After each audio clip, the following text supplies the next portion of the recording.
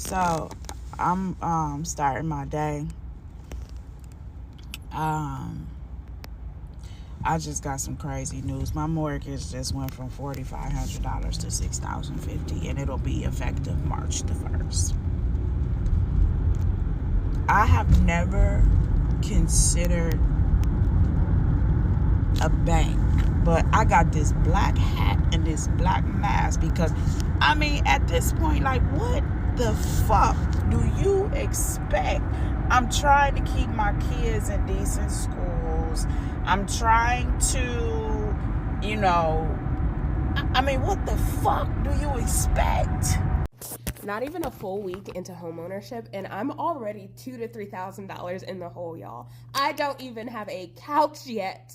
So about 2 or 3 days ago, I'm in the middle of washing my hair in the shower, and the water is just freezing cold. So I literally have to get out, boil water so I can wash the soap out of my hair. Just had a plumber come today, and he's tinkering, checking. He's like, yeah, your hot water heater is 13 years old. We recommend changing it at 10 years. So he gives me a quote, different quotes for about $2,000 to $3,000.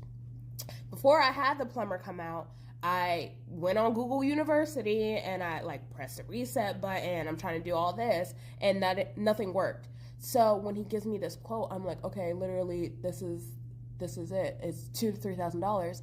And so as soon as he leaves, I'm like washing a coffee cup or something, and the hot water turns on. So I run upstairs, I check the sink, and I check the shower, and the hot water is back on. And I'm like, what should I do? Should I shell out this $2,000 to $3,000, or should I see if it will go away, if the problem will go? Homeowners, please help me. Plumbers, please help me. Tell me what I should do, because I don't know if this is a lady at the car dealership situation where he's just trying to raise the price on me or something like that, or if it's just do it now, just shell out that $2,000, which is my entire cushion. So please help me. Well, well, well. Look at how the tables have turned.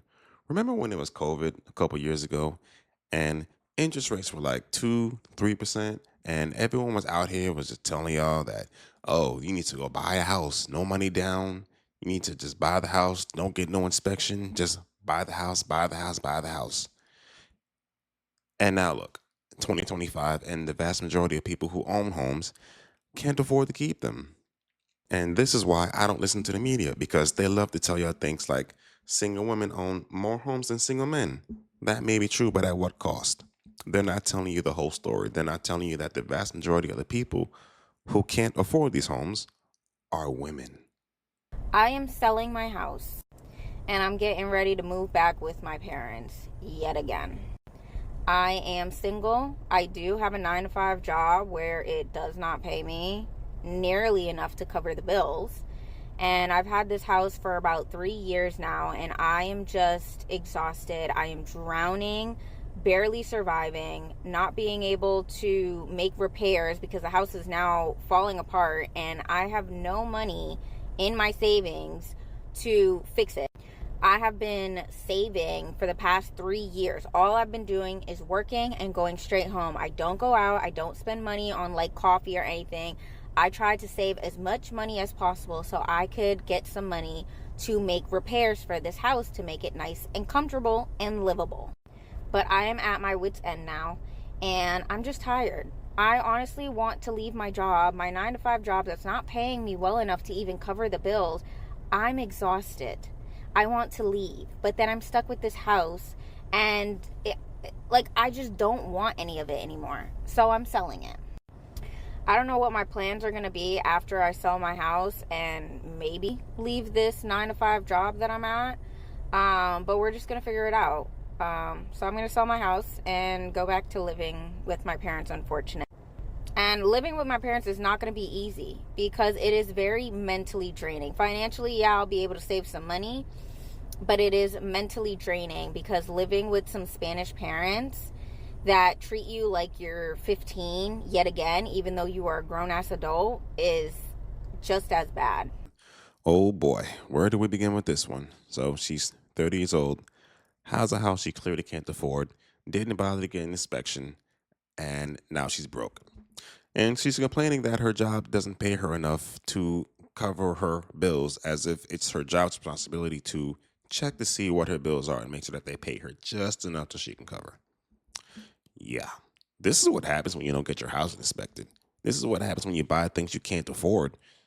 And now she wants to sell her house, quit her job, and move back in with her parents. It seems like this woman didn't do any type of critical thinking before she bought this house. She just bought the house, no inspection, 3 years later, already falling apart. It's a perfect plan. I bought a house when I was 26 and fell immediately into poverty. Okay, when I lived with my parents, I was living my best luxury lifestyle. I went to South Korea, bought a 2,000 plane ticket, didn't even blink twice. I went shopping, luxury goods, all that. Was traveling, was just, I was living it up. I felt rich. I had no bills. And I had a full-time 9-to-5 job. I was working as a nurse, okay? I was killing it. I bought my own house. That first mortgage payment came in and I was like, oh, this is a situation. But at first you think you can handle it, right? Like, what's a couple thou? What's a couple thou? I got it. But then the pipes in my 80-year-old home broke immediately as soon as I bought the house. Wiped out my savings. Then another pipe in a different area of the house broke. Okay, I'm struggling. Okay, I need help. Then my neighbor's pipe, it was a twin house, her pipe broke. And she didn't believe that her pipe broke, but her pipe broke on my side of the house. So all of that water that was coming down was spraying into my home. And then my water heater broke. When I tell y'all, I went from living in the lap of luxury to destitute immediately. Now, don't get me to fooling y'all, because it was worth it in the long run, because that house is now worth like 2 times what it was worth then. So I'm actually doing pretty good. But at the time, when I tell you I was struggling, I had to go to my parents every other day for dinner because your girl could not feed herself. I don't even know what to say. Man, pipe burst here, pipe burst there, water heater went out, but my house is worth double. If house poor had a face, this is exactly what house poor would look like. I don't know how you guys feel about Dave Ramsey, but this is why you need to listen to the man. He says that you need to have at least 3 to 6 months of expenses and make sure that your house payment is no more than 25% of your income. And for good reason. Houses are expensive to maintain.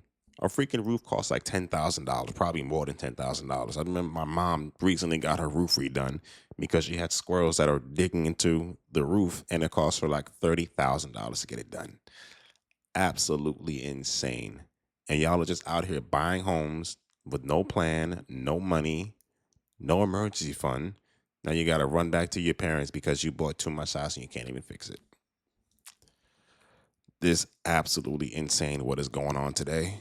And even more insane when you really think that all of this stuff could have been avoided had you just done your research, got your money up, been patient, paid for a damn inspector to inspect the damn house before you bought it, and you would have been fine.